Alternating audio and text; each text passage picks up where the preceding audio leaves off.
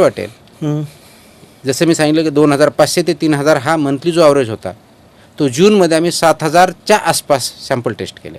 बापरे, दुपटीपेक्षा जास्त, तिपटीच्या. आणि जुलैमध्ये 15000पेक्षा जास्त आपण सॅम्पल टेस्ट केले. मॅनपॉवर तीच आहे, लॅब तेवढ्याच आहे. पण मग काय होतं ना मुंडे साहेब, तुम्ही सांगतात की आम्ही कॅपॅसिटी वाढवली, तुमच्या कर्मचारीच तक्रार करतात. मग आता तुमच्याच संभाजीनगरच्या काही कर्मचाऱ्यांनी तक्रार केली की आम्हाला काम जास्ती करावं लागतं आहे, आमच्याकडे तेवढ्या सुविधा नाही आहेत, आम्हाला शनिवार रविवार पण सुट्टी घेऊ देत नाही तुम्ही. नाही, त्यांना आठवड्याची एक सुट्टी आहे.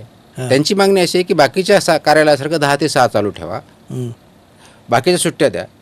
ते कार्यालय नाही आहे, ती लॅब आहे. लॅबचे नियम वेगळे आहेत, कार्यालयाचे नियम वेगळे आहेत. बरं. तर लॅबने लॅबसारखं काम करायचं आहे. 48 तासाच्या वरती कुणी काम दिलेलं नाही, दिवसानं 8 तासाच्या वरती कुणी काम दिलेलं नाही.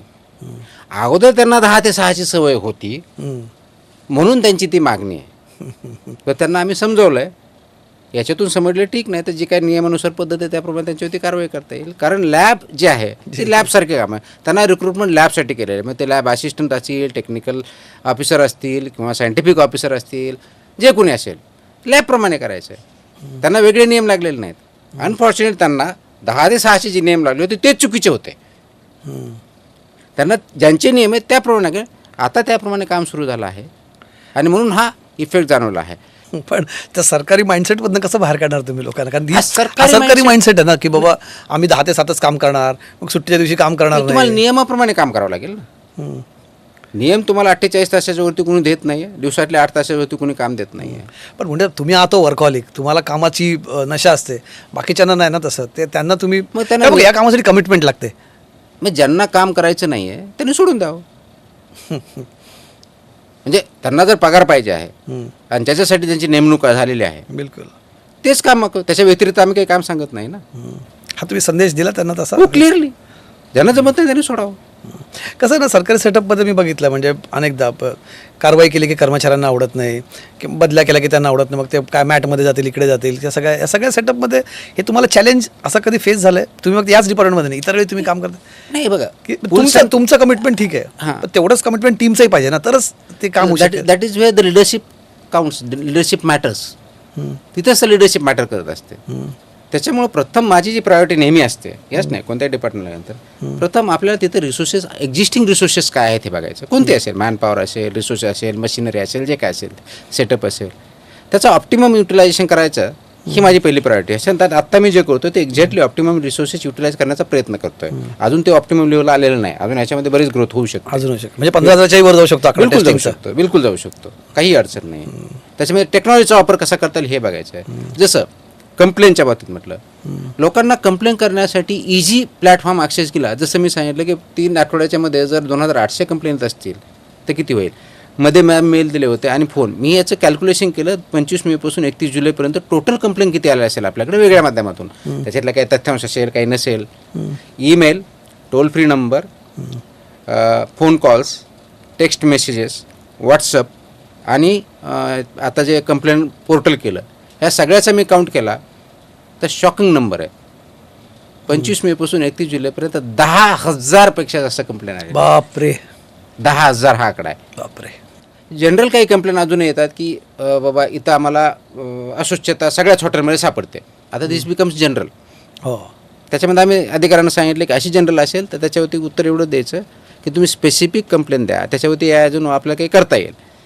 परंतु त्याच्यामुळे नॉन जेन्युइनचं प्रमाण जे आहे, इनकरेक्ट किंवा इनकम्प्लीट इन्फॉर्मेशनच्या आधारे काही न देता कंप्लेंट ह्या पोर्टलच्या माध्यमातून कमी झालं आहे. कारण फॉल्सिफिकेशन ॲट द बिगिनिंगलाच होतं आहे, ते आपण त्या मोमेंटला रिजेक्ट करतो आहे, ते ॲक्सेप्टच होत नाही. त्याला उत्तर जातं की तुमची कंप्लेंट स्पेसिफिक नाही, त्याच्यामुळे ते ॲक्सेप्ट होणार नाही.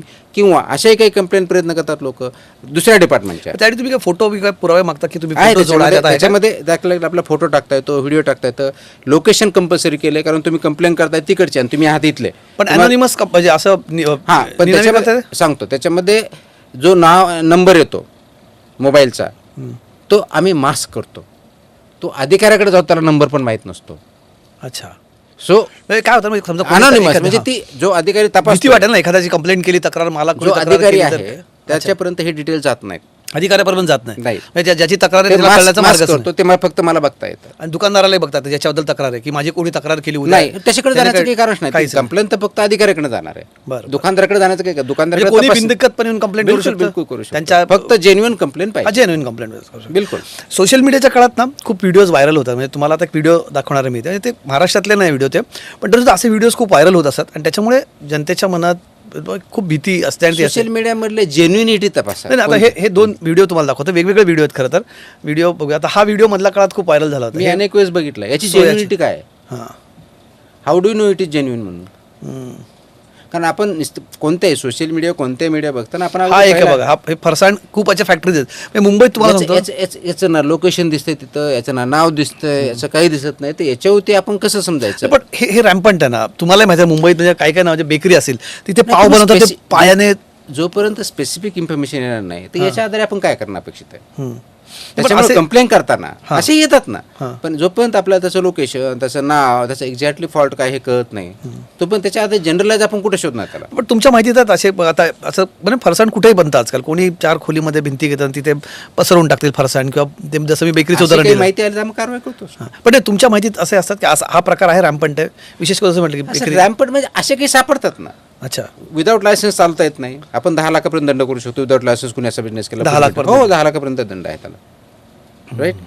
त्याच्यानंतर जर अनसेफ फूड तयार करत असेल आणि फूड अप्रूव्ह झालं की अनसेफ फूडच्या बाबतीत आणि ती ह्युमन हेल्थला जर म्हणजे इंजर होत असेल लाईफ इम्प्रिझनमेंटची पनिशमेंट आहे. बापरे. प्रॉसिक्युशन करून आपण करू शकतो. तर त्याच्यामध्ये ऑफेन्सेस चांगले आहेत. आपण तिथपर्यंत जावं लागेल, ती प्रोसेस फॉलो करून त्याप्रमाणे सिद्ध करावं लागेल आणि त्याप्रमाणे कारवाई करावं लागेल. असेच ते म्हणजे आजकाल मला ह्याच्यावरच आठवलं की आजकाल ते ॲपवरनं जेवण मागवण्याचे प्रकार खूप ते हॉटेल्समधनं मागवले जातात किंवा काय घरगुती काय क्लाउड किचनसुद्धा चालवतात. तर जसे बनवण्यासाठी नियम आहे तसे पॅकेजिंगसाठी डिलिव्हरीसाठी Yes, पण नियम absolutely आहेत ना. पॅकेजिंगचे नियम आहेत, डिलिव्हरीचे नियम आहेत, ब्रँडिंगचे नियम आहेत, ॲडव्हर्टायझिंगचे नियम आहेत. All these regulations are there. आहेत. ते काय इम्प्लिमेंटेशन म्हणजे समजा मी जेवण मागवतोय कुठल्या ॲपवरनं वगैरे त्याच्यासाठी काय त्याची नियम आहेत? पूर्ण रिस्पॉन्सिबिलिटी तो फूड बिझनेस ऑपरेटर म्हणूनच ट्रीट केला जातो. अच्छा, म्हणजे समजा ते जे ॲप आहे ज्या कंपनीचं येस त्यांची रिस्पॉन्सिबिलिटी असेल. Yes absolutely. त्यांनी फूड डिलिव्हर केलं म्हणजे फूडची सेफ्टी स्टँडर्ड्स त्यांनी बघायचे आहेत. बनवणारच नाही म्हणजे कुठून- बनवणारच आहेच पण त्यांची पण ती जबाबदारी दोघांची आहे. त्यांचीही जबाबदारी की कुणाकडून आणलं, तो लायसन्स होता की नाही, त्यांनी पूर्णपणे बघितलं की नाही, यांचीही जबाबदारी आहे त्यांची आहे, दोघांची आहे. या विषयाला अजून हात घातला की नाही तुम्ही? चालू केलंय. काही दिवसात रिझल्ट दिसतील. पुढच्या वेळेस कदाचित ते फूड ॲग्रिगेटर पण तुमच्या रडारवरती येऊ शकतात किंवा ऑलरेडी आलेले आहेत. काही हिअरिंग पण झालेलं आहे. पुढच्या काही दिवसात रिझल्ट पण दिसेल. अच्छा, मग मोठ्या कंपन्यांची नाव येस असतात. Yes absolutely absolutely. तर तुम्ही काय या कंपन्या मोठ्या आहेत तुम्ही मधल्या काळात अनेक मोठ्या मोठ्या कारवाई केल्या म्हणजे मुंबईत माझ्यासाठी कोणी मोठा आणि छोटा नाही, सगळे माझ्यासाठी फूड बिझनेस ऑपरेटर आहे. नाही पण काय झालं ही नावं असली म्हणतात. तर मुंबईतलं एक आईस्क्रीम पार्लरवर तुम्ही कारवाई केली ते अत्यंत पॉप्युलर आहे. त्याच्यावरती कारवाई केली. के रुस्तम नावाचा आईस्क्रीम तिथं प्रचंड गर्दी असायची. मी स्वतः तिकडे अनेकदा गेलो असेल मुलांना. खाल्लं पण असेल. हो खाल्लं गेलो म्हणजे खाल्लं असणारच ना. आईस्क्रीम बघायला थोडी जाणार तिकडे गर्दी. अर्थात तिथे मला फार